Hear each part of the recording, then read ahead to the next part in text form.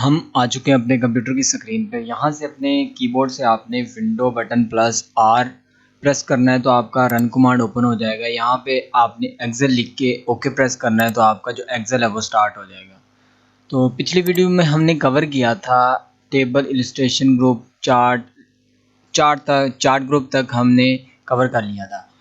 आज इस वीडियो में हम बात करेंगे लिंक्स ग्रुप और टेक्स्ट ग्रुप की। अच्छा, लिंक्स ग्रुप में कौन सा ऑप्शन है, इसका क्या इस्तेमाल है, उसके बाद टेक्स्ट ग्रुप में कौन कौन से ऑप्शन है, उनका क्या इस्तेमाल है, उनको सबका प्रैक्टिकल करके आसान लफ्ज़ों में बताने की कोशिश करेंगे। तो माय नेम इज़ चांद और आप देख रहे हैं सीएसपी चैनल। अगर आप इस चैनल पर नए हैं तो प्लीज़ सब्सक्राइब ना हो ताकि आने वाली तमाम वीडियोस आप तक बआसानी पहुंचती रहें। अगर आप कंप्यूटर सीखने में इंटरेस्ट रखते हैं तो मैं कंप्यूटर से रिलेटेड वीडियो लाता रहता हूँ। उन वीडियोज़ में शामिल होने के लिए सब्सक्राइब कर लें चैनल को और बेल आइकन को दबा लें ताकि आने वाली तमाम वीडियोस आप तक बआसानी पहुंच सकें। तो अपना जो लेक्चर है वो स्टार्ट करते हैं। सबसे पहले लिंक ग्रुप में आते हैं। यहाँ पे मेरे पास कोई भी डाटा है, यहाँ पे मैं डाटा इनपुट कर लेता हूँ। ये मैंने एक डाटा इनपुट कर लिया है। अच्छा, सबसे पहले समझें कि ये हाइपरलिंक होता क्या है। मिसाल के तौर पर ये मेरे पास डाटा पड़ा है, मैंने इनके सामने कोई ऐसा लिंक प्रोवाइड करना है यहाँ पे जो सिर्फ मैं उस लिंक पर क्लिक करूँ तो उस लिंक पे जो भी मैंने डाटा डाला होगा वो जैसे ही मैं लिंक पे क्लिक करूँगा तो वो डाटा मेरे सामने आ जाएगा। मिसाल के तौर पर ये मैं काशिफ जो असिस्टेंट मैनेजर है इसके सामने उसी का डाटा, उसी की वर्कशीट यहाँ पे इनपुट कर देता हूँ। यहाँ पे मैं लिखता हूँ, डाटा 6। सबसे पहले उस सेल को सिलेक्ट कर लेना है, उसके बाद हाइपर लिंक पे आना है और क्लिक कर देना है। जैसे आप क्लिक करेंगे तो आपकी ये कंप्यूटर की प्रॉपर्टी में ले आएगा। यहाँ पे आपने प्रॉपर्टी में अपनी पार्टीशन सेलेक्ट करनी है जिसमें वो डाटा पड़ा हुआ है। अगर आपने पहले से बना के रखा हुआ है तो यहाँ पे मैं ये वाला डाटा सेलेक्ट कर रहा हूँ और ओके करता हूँ। जैसे ही मैंने ओके किया है तो ये आपके सामने इसका कलर चेंज हो गया है। अब ये एक लिंक हो गया है, मतलब यहाँ पे जो भी आपने चीज़ लिखी हुई थी वो अब लिंक में कन्वर्ट हो चुकी है। मिसाल के तौर पर मैं इस डाटे पे काम कर रहा हूँ, इस शीट पे काम कर रहा हूँ। इसी शीट पे जब मैं इस पे क्लिक करूंगा, जैसे मैंने क्लिक किया तो ये देखें मुझे ये उस शीट पे ले आया जिस पे वो डाटा पड़ा हुआ है।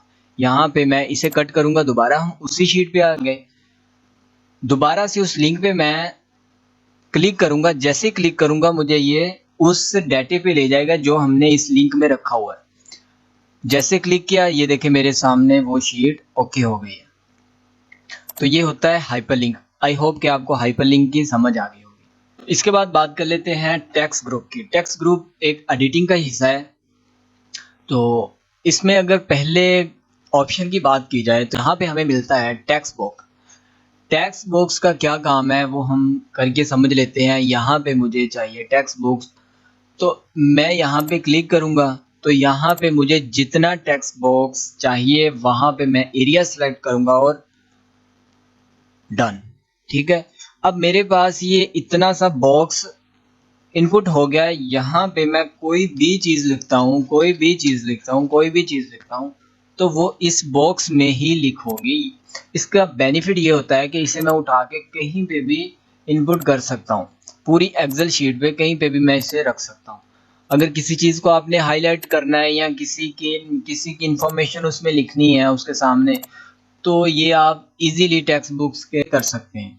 तो उसके बाद अगर फॉर्मेट में आए तो यहाँ पे आपको डिफरेंट स्टाइल मिल जाते हैं। उसके बाद टेक्स्ट के स्टाइल मिल जाते हैं, उसको हाईलाइट इफेक्ट मिल जाते हैं, रोटेट कर सकते हैं, साइज सेलेक्ट कर सकते हैं, शेप्स ऐड कर सकते हैं। इसमें वो जो बेसिक टूल्स होते हैं वो सारे इसमें अवेलेबल हैं। आई होप कि आपको टेक्स्ट बॉक्स का समझ आ गया होगा कि टेक्स्ट बॉक्स क्या काम करता है। इसे हम अब कट कर देते हैं। तो इसके बाद हम समझ लेते हैं ये हेडर फुटर क्या है। हेडर फुटर, अगर मुझे मिसाल के तौर पर जो मैंने प्रिंट निकालना है उस पेज का जितना भी एरिया है उसके मुझे बॉटम पे और टॉप पे कोई थोड़ा सा एरिया चाहिए जिस पे मैं कोई भी हेडिंग दे सकूं या कोई नंबर दे सकूं। नीचे भी मुझे उसी तरह से एरिया चाहिए। तो मैं क्या करूंगा कि सबसे पहले शीट को सिलेक्ट करके उसके बाद हेडर फुटर पे जैसे जाऊंगा तो ये देखिए मुझे बिल्कुल टॉप पे एक छोटा सा बॉक्स दिखाई दे रहा है कि जिसमें मैं कोई भी नंबर लिख सकता हूँ या कोई भी हेडिंग दे सकता हूँ पेज पे। उसके बाद यही चीज़ मुझे अगर नीचे बॉटम में चाहिए तो यहाँ पे मैं गो टू फुटर करूँगा। डिज़ाइन टैब में आके गो टू फुटर करूँगा तो ये देखिए वो जो मेरा पेज है, मैं आपको दिखाता हूँ कि ये मेरा प्रिंट बनेगा। ये मेरा प्रिंट पेज है। ये ऊपर एरिया दे रहा है, ठीक है। उसके बाद गो टू फिल्टर करेंगे तो यहाँ पे नीचे आपको एरिया दे रहा है। यहाँ पे भी आप अपनी हेडिंग या जो भी आप लिखना चाहते हैं वो यहाँ पे लिख सकते हैं। तो आई होप कि आपको हेडर फुटर की भी समझ आ गई होगी। इसके बाद अगर बात की जाए वर्ड आर्ट की, तो यहाँ पे अगर हम इस पर क्लिक करते हैं, यहाँ पे आपको मुख्तलिफ स्टाइल मिल जाते हैं। जो सा भी आप स्टाइल सेलेक्ट करेंगे, मैं ये ब्लैक वाला ए सेलेक्ट कर रहा हूँ। जैसे मैंने सेलेक्ट किया तो आपके सामने ये चीज़ शो हो जाएगी। यहाँ पे आपने एरिया सेलेक्ट करना है, कंट्रोल वी कर देना है। मैंने यहाँ पे एक छोटा सा डाटा लिखा है, एक्सेल डाटा शीट, ठीक है। अब इसको हम फॉर्मेट करेंगे। तो सबसे पहले इसका मैं जो एरिया है वो बढ़ा लेता हूँ। इसके बाद हम आएंगे फॉर्मेट पे। फॉर्मेट में आते ही हमें यहाँ पे मुख्तलिफ ऑप्शंस मिलते हैं, जैसा कि shape style, word art style, ठीक है, अरेंज, साइज, इंसर्ट शेप। यहाँ पे अगर वर्ड स्टाइल की बात की जाए तो यहाँ पे आप टेक्स्ट इफेक्ट में आएंगे ना, तो यहाँ पे आपको मुख्तलिफ स्टाइल मिल जाएंगे इसकी फॉर्मेटिंग के। ट्रांसफॉर्म में आएंगे तो यहाँ पे आके ये वाला मैंने सिलेक्ट किया है, तो यहाँ पे आएंगे तो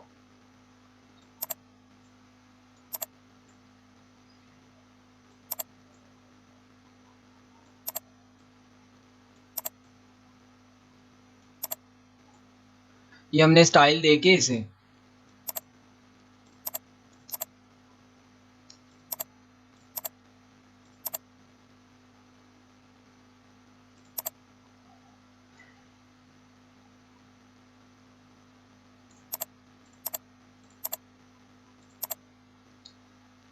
तो यहाँ पे आप फॉर्मेट में आके इसे कोई सा भी यहाँ पे इफेक्ट दे सकते हैं अपने डाटे के अकॉर्डिंग। आप जब इसे प्रिंट करेंगे तो ये कुछ इस तरह से आपके सामने शो होगा, एक्सेल डाटा शीट, ठीक है। तो इसके मुख्तलिफ टेम्पलेट्स आपको मिल जाएंगे। इंसर्ट में फॉर्मेट में आएंगे, उसके बाद वर्ड स्टाइल में आएंगे, इफेक्ट पे आएंगे, तो ये आप 3D में इसे कन्वर्ट कर सकते हैं। ये देखें तो मतलब मुख्तलिफ आपके सामने रेडीमेड होते हैं, ये आप जस्ट आपने क्लिक करना होता है और आपके सामने ये फॉर्मेट अप्लाई हो जाता है। तो ये ग्लो वाला है, इस पे टेक्स्ट जो है वो ग्लो करता है। उसके बाद ये थोड़ा रिफ्लेक्शन है, ये थोड़ा शेडो है। आपने अपने हिसाब से आपने जो सा भी सिलेक्ट करना हो वो आप इजीली यहाँ पे अप्लाई कर सकते हैं।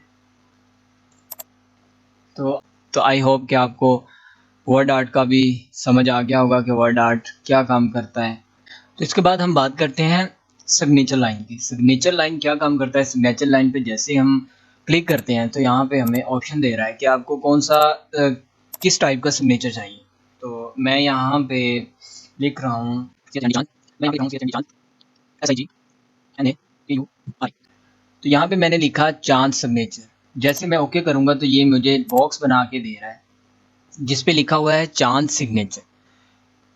इसका फ़ायदा ये होता है कि जब हम कोई भी प्रिंट निकालते हैं तो उसके एंड पे आपने देखा होगा कि प्रिंसिपल सिग्नेचर या office signature, office management signature आपको लिखा हुआ शो करवाता है। तो यहाँ से वो इसी तरह ऐड कर देते हैं। तो यहाँ पे मैंने ये चीज़ सेलेक्ट की, यहाँ पे मैंने इनपुट कर दी है ना। अब हम जाके प्रिंट पे इसका प्रीव्यू देखते हैं। ये देखें, ये मेरे पास है एक्सेल की शीट, ये मेरा प्रिंट निकलेगा। और यहाँ पे मैंने फुटर पे यहाँ पे मैंने वो सिग्नेचर लाइन जो है वो ऐड कर दी है। यहाँ पे निशानदही है कि यहाँ पे सिग्नेचर करने हैं, वो भी चांद नहीं करने हैं। तो यहाँ पे आप किसी का भी नेम लिख सकते हैं। यहाँ पे कोई भी डाटा उसका उसकी वेरिफिकेशन के लिए यहाँ पे सिग्नेचर लाजमी होते हैं। तो यहाँ पे इस तरह आप सिग्नेचर ऐड कर सकते हैं। आई होप कि आप सिग्नेचर लाइन का समझ गए होंगे कि ये क्या चीज़ होती है। उसके बाद बात कर लेते हैं कि ये ऑब्जेक्ट क्या है। ऑब्जेक्ट मिसाल के तौर पर अगर हम एक्सेल में कोई वर्क कर रहे हैं और हमें ज़रूरत पड़ गई है कि हमने पावर पॉइंट का कोई टेम्पलेट यहाँ पे ऐड करना है, पावर पॉइंट का कोई इफ़ेक्ट यहाँ पे ऐड करना है, या पिक्स आर्ट का कोई टेम्पलेट यहाँ पे ऐड करना है, कोई MS वर्ड का कोई टेम्पलेट यहाँ पे ऐड करना है, तो यहाँ पे एक बहुत ही अच्छा इन्होंने ऑप्शन ये दिया हुआ है कि तो यहाँ से हम सबसे पहले ऑब्जेक्ट को क्लिक करते हैं। उसके बाद यहाँ पे मुख्तलिफ ऑप्शन आपको दे रहा है। यहाँ से आपने माइक्रोसॉफ्ट ऑफिस, पावर पॉइंट यहाँ पे ओके कर देना है। जैसे आप ओके करेंगे तो ये आपने ओके करते रहना, ठीक है। तो ये हमारे पास बिल्कुल वही पावर पॉइंट हमारे पास ओके हो गए। अच्छा, अब यहाँ पे मैं आपको ये चीज़ करके दिखा देता हूँ। यहाँ पे मैंने इसको कॉपी किया, इस पे आया, यहाँ पे पेस्ट कर दिया। अच्छा, अब मैंने टेम्पलेट बनाना है बिल्कुल पावर पॉइंट के डिज़ाइन। यहाँ पे मेरे पास वैसे ही शीट खुली हुई है और ऑप्शन मुझे पावर पॉइंट वाले ही वो दिखा रहा है। यहाँ पे मैं इस पे सिलेक्ट करूँगा, डिज़ाइन में आऊँगा, उसके बाद यहाँ पे थीम्स मेरे पास पड़े हैं, तो यहाँ पे मैं कोई सा भी सिलेक्ट कर लूँगा जो भी मुझे चाहिए। सारे ही पावर पॉइंट के थीम्स हैं, तो यहाँ पे जो सा आपको चाहिए वो आपने सिलेक्ट कर लेना है, तो वो आप इजीली यहाँ पे ऐड कर सकते हैं। मुझे ये वाला चाहिए तो मैंने ये वाला सिलेक्ट किया है। उसके बाद मैं नीचे से ले आऊँगा, इधर गया, तो मैं इसे नीचे ले आऊँगा, तो यहाँ पे मैं इनपुट कर दूँगा, ठीक है। अब मैं प्रिंट में जाके देखता हूँ कि इसका क्या हिसाब किताब बना है। ये देखिए ऊपर आ गया एक्सेल डाटा शीट, यहाँ पे जो भी मेरा डाटा इनपुट है वो आ गया है। उसके बाद ये वाला मैंने चीज़ ऐड की है, तो ये वाला इस तरह शो करवा रहा है। आई होप कि आपको इस बात की समझ आ गई होगी कि ये जो ऑब्जेक्ट है ये क्या काम करता है। तो इसके बाद बारी आती है सिंबल की। सिंबल बिल्कुल यहाँ पे मुख्तलिफ आपको सिंबल मिल जाएंगे, जो सा भी आपने अपने डाटे में अपने डाटे के अकॉर्डिंग ऐड करना है।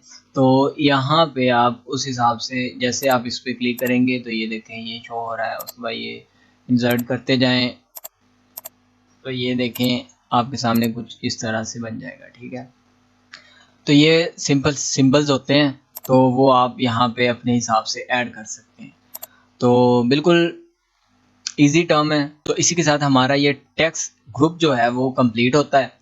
तो आज हमने ये इंसर्ट टैब के जितने भी ग्रुप्स हैं उनमें कौन कौन से ऑप्शन हैं वो सारे हम कवर कर चुके हैं। तो इंशाल्लाह अगली वीडियो में हम बात करेंगे पेज लेआउट टैब की। इसमें कौन कौन से ग्रुप्स हैं, इनमें कौन कौन से ऑप्शन हैं, डिटेल से प्रैक्टिकल करके देखेंगे कि इनका क्या इस्तेमाल होता है, और आसान लफ्ज़ों में बताने की कोशिश करेंगे ताकि जो लोग बिगिनर हैं उनको आसानी से समझ आ सके। आई होप कि आपको ये वाला लेक्चर समझ आ गया होगा। माय नेम इज़ चांद और आप देख रहे हैं CSP चैनल। अगर आप इस चैनल पर नए हैं तो प्लीज़ सब्सक्राइब ना हो ताकि आने वाली तमाम वीडियोज़ आप तक बआसानी पहुँच जाए। दुआ में याद रखिएगा। अल्लाह हाफिज़।